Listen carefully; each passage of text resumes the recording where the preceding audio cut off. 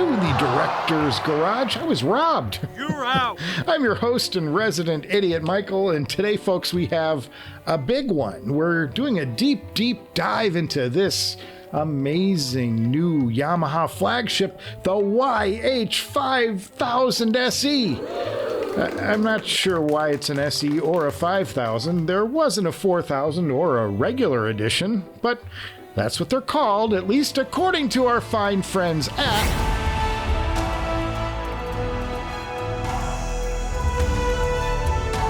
Audio 46. Yep, these headphones were kindly sent to us by audio46.com, the very best place on the planet to get your personal audio gear, like the Hifiman Prelude fully balanced headphone amp with an Alps potentiometer pushing 10 watts into 32 ohms.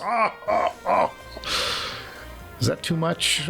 Well, not at Audio 46. And here's the best part. If you use the coupon code Director's Garage, all one word, at checkout, you can knock an extra 5% off most of the gear they carry. They ship fast and free, so you can have your Yamaha YHs in your hands overnight. It's crazy cool. And these are local guys out of New York City. You're supporting a local business, so you get a discount, they rack up a sale, and you get to help out this show in the process. It's a total win-win-win. Super friendly guys over there. They're enthusiasts like us. There's no reason to shop anywhere else. Let's state the obvious here. The Yamaha YH5000SE is a hell of a headphone. So frame everything that comes after this with that in mind. My duty here is to point to the flaws, but please, this is a world-class headphone. Nothing I should say should make you lose sight of that fact. You won't go wrong by buying these. I'm going to point to some things that I would like to see improved, but there is so much about this headphone that is great. One last critical point that's going to come out as I go through this. I believe the YH5000SE is a tube headphone. Time and again, these things sounded much better under tube amplification than the solid state stuff. So I'm going to point to some situations where using a tube really helps the sound considerably. Now, let's just briefly set the sound aside for a second and talk about some of this headphone's design and features. And the first thing I got to talk about is something I flat out missed in the unboxing. I went down 2 levels and got to this place where there were extra ear pads and an extra cable, bonus cable, but I didn't go deeper. And had I done that, I would have seen a Yamaha branded headphone stand. Crazy, right? Oh my God, that's amazing to put your YH5000SE on something special. Always dig deeper, folks. Always dig deeper. Okay. The next thing we got to talk about is the weight, though. That's the first thing you notice when you put this headphone on. These things are featherweight, folks. Featherweight. They're not as comfy or plush as, say, the Meze Elite. Those Meze headphones have got it going. But it's easy to forget you're even wearing these things. The cups, they are beautiful and stylish. Kind of a Star Wars vibe crossed with Sennheiser overtones. But they are distinctly their own and relatively small, contrary to what the literature says. They're saying big cups. I'm like, these things are tiny, folks. I love the adjustment system on these. Just these little buttons here slide up and down. They bring the headphone pad closer or further from the cups. Very simple, elegant design. Well done there. Now, we got to talk about these cups because the reason this headphone is so light is that they are magnesium. We learned this in the unboxing. That $5,000 is going for some serious high-tech material. Next, I got to talk about another point of value, and that's, folks, the cables. These things are killer. Look at these things. 8-into-4 weave with a beautiful heavy splitter in between. And you get 2 of them. They give you 2 identical cables. One of them terminates in a Pentacon. This one terminates in the 1/4 inch, which if you unscrew, it's got the little trick of a 3.5 stereo in the middle. And then it terminates on the other end with mono 3.5 millimeters, which means it's kind of universal. Not that you'd ever want to replace this cable. This thing's as good as any of the custom cables you can buy. But you can, if you want to, grab your favorite Hifiman cable. It's going to work with this thing. I think that's really forward thinking, and kudos to Yamaha for doing it this way. And I should mention one other thing about the cables, and that's that these are a little bit microphonic. If you're swinging your head around and they clank together and hit each other, you do pick up a little of that rustling in your ear cup. I should mention that. And the last thing I'm going to talk about, and this, I hate myself for even saying this, but honestly, when I picked these up the first time, I thought, these don't feel like $5,000 headphones. And I know they're like space age magnesium and they're made out of this cool stuff, but I kind of want something that's a little meatier for the money. I'm kind of like, pick these up and I put them on my head and I'm like, well, where's the beef? You know, I want to feel like I'm getting something for my cash. It's a little funny. They go through all of these hoops to make the lightest headphone around, and then you get it and you're kind of like, that's it. All right, let's get into some of the technicals and check out the sound properties now. And I'm going to kick this off with some recognition for this headphone's outstanding image. These things happen to image with the very best of the best headphones on the market. The sounds are locked into a pinpoint around the SOUNDSTAGE. An absolute joy to hear. These things are in lockstep with the Caldera and the Susvara in terms of image. And as good as the image is, yeah, the stage is even more impressive. These things have a sensational soundstage. They're almost Sennheiser-like. The Sennheiser kind of sounds like all of the sound was thrown into some kind of audio food processor and then strewn about your head with some degree of randomness. It's an amazing sensation. The Yamaha has kind of that same airiness, but with a little more organization. I was listening to Roger Waters' Amused to Death. It's a spatial dream on the Yamaha. Terrific stuff. And buckle in, it gets even better from here. Detail. These things, folks, are wicked fast, and they deliver top-tier resolution. They hang with the best of them, maybe a tick below the Susvara, but they're step in step with the Caldera to my ears. I love a deep track, and I'll give you one here. Billy Joel's soulful blues and jazz-infused song, Vienna, off his iconic album, The Stranger. The percussion work by Liberty DeVito is off the charts. This song has strings and an accordion and all kinds of instruments, in addition to one of the best pianists in rock history. There's so much to take in on this track, and the Yamaha really brings all of this detail into focus. These things are crazy fast, absolute top grade. And yet, dynamics too, folks. These things punch and slam and take you on a bass journey. Deep, deep bass. I think these things dig deeper than the Caldera. They rumble, they thump. These things are fun for movies. However, there is a slight bloom in the bass. It's not perfectly tight and deep, but it's really scratches and fine leather to my way of thinking. Slam and SOUNDSTAGE set these headphones apart. Okay, so technically Yamaha has hit this thing out of the park, no question there. But there's another hurdle to jump, and that's sound structure. We're talking bass and mids and treble. And yeah, we're doing it in that order.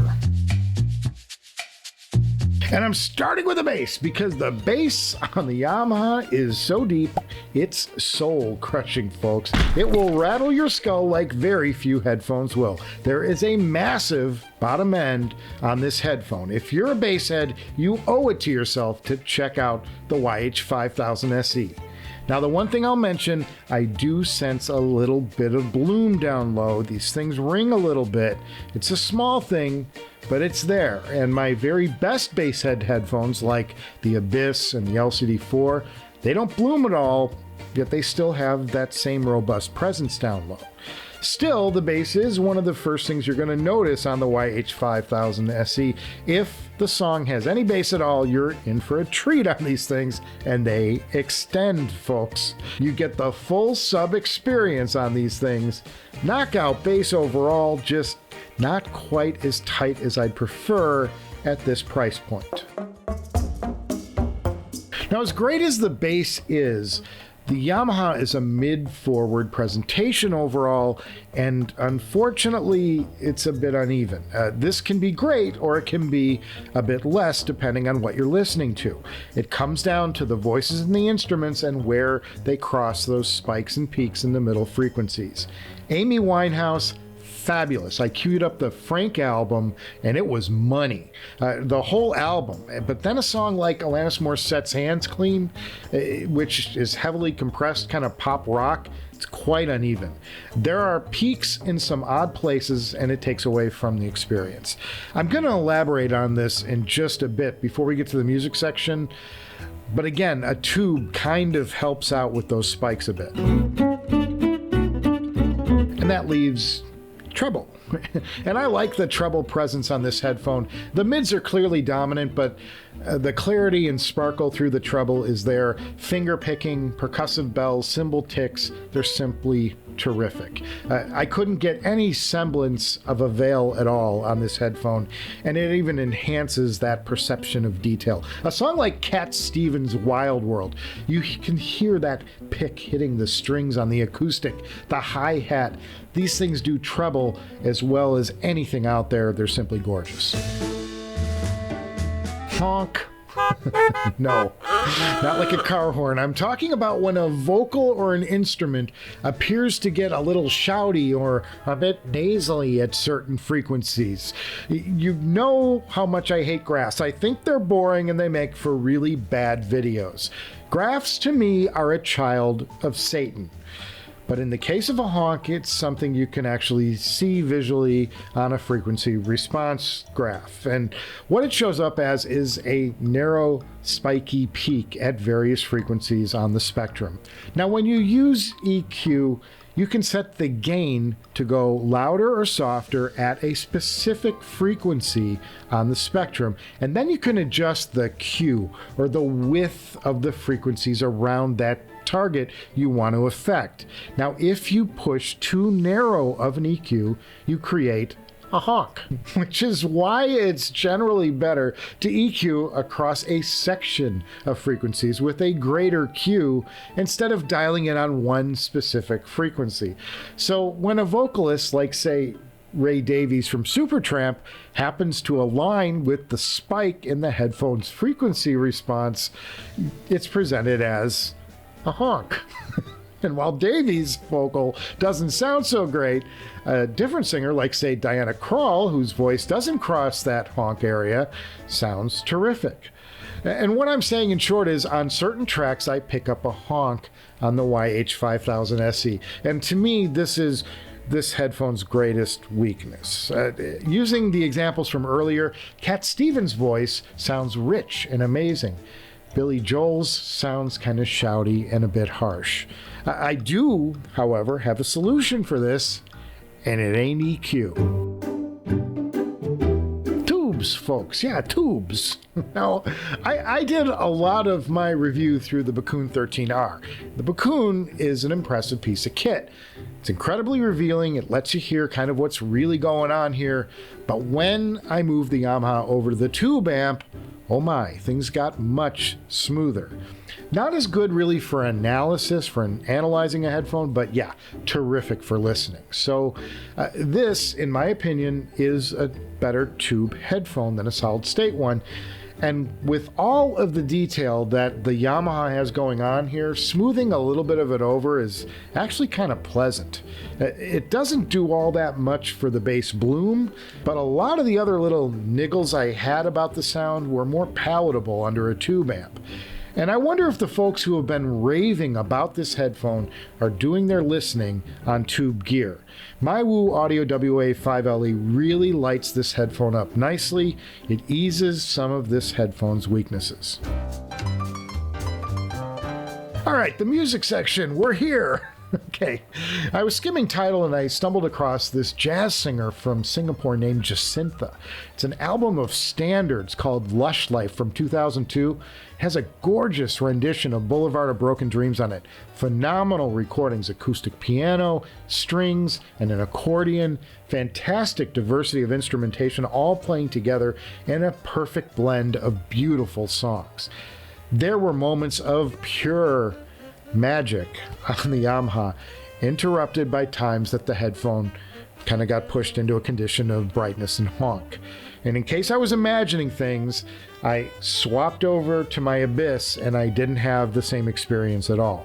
This honk condition is definitely baked into the sound of this Yamaha. The Abyss presented this singer beautifully.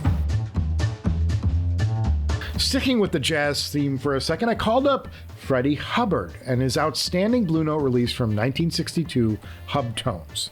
A gorgeous ensemble. Freddie's trumpet runs are lively and smooth. Herbie Hancock on piano, James Spaulding on trumpet and flute. Fabulous stuff. This album is in the Yamaha's wheelhouse. It's a terrific listen and an ideal pairing. Next, we're going to go major mainstream, and I'm going to do some Fleetwood Mac, and I'm pulling out the Big Daddy Rumors. 9th best-selling album of all time, 1977. One of the 70s greatest albums in a decade of phenomenal music. And I'm pulling this record because of its diversity, and I'm going to first focus on Go Your Own Way because it brings out the worst in this Yamaha. Lindsay's vocals are edgy, they're grating, almost to a point where you're getting a phasing effect when the chorus and backing vocals hit. If you swap from the Yamaha to the Caldera, same track, everything is just open and clean. But then you go to a different track like Dreams, you don't get that effect at all. But Go Your Own Way kind of summarizes what I think most needs improvement on this headphone. You can really hear where the spikes in the frequency response are, and when you're shoving this much detail at me, that honk comes across kind of crystal clear. Now, with a tube amp, this album fares far better. Yamaha is a big boy company. They make a lot of great shit. So I expect big boy things from big boy companies, and on that front, Yamaha killed it. You kind of expect it, but then ask yourself, how many Summit Fi headphones has Yamaha really produced? Yeah, you're kind of looking at it right here. So in that way, it's a big surprise. This is a headphone you can aspire to own. It's a strong leap ahead of a lot of other headphones I've auditioned. And in fact, if you loved, say, the LCD5, but wanted a deep, robust bass, this is kind of that headphone. Though the mids are decidedly more forward than the 5, which is tuned a little more neutral. But it's fairly even with many of the categories the LCD5 does really well. Imaging, soundstage, detail, but this adds slam and sub bass. Yeah, with a little bit of bloom too. So, can I recommend the Yamaha YH5000SE? Well, that's a yes. This is, as I said at the top of the show, it's a remarkable headphone. I'd push you to amp these things with tubes over solid state. These things are special, especially when you drive them with a warm, forgiving amp. On a powerful solid state amp, I prefer headphones like the Susvara, the Caldera, or the Meze Elite. I'd also point out, though, these are $5,000. The Caldera and the Elite are $1,000 cheaper. They're just as easy to drive, and they have a more enjoyable tonality, to my ears anyway. So do some listening before you buy, or make sure there's an outstanding return policy like at Audio 46. All right, comparisons. Hang with me here. I'm going to go through a bunch.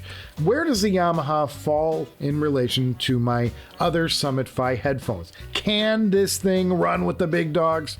Well, the short answer is yeah.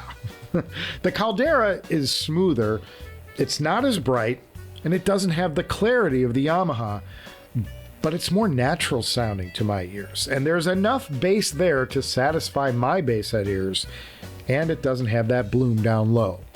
I think the Yamaha takes the Caldera on speed, image, and soundstage, but the Caldera has a better overall tuning, and it's just more pleasing to listen to.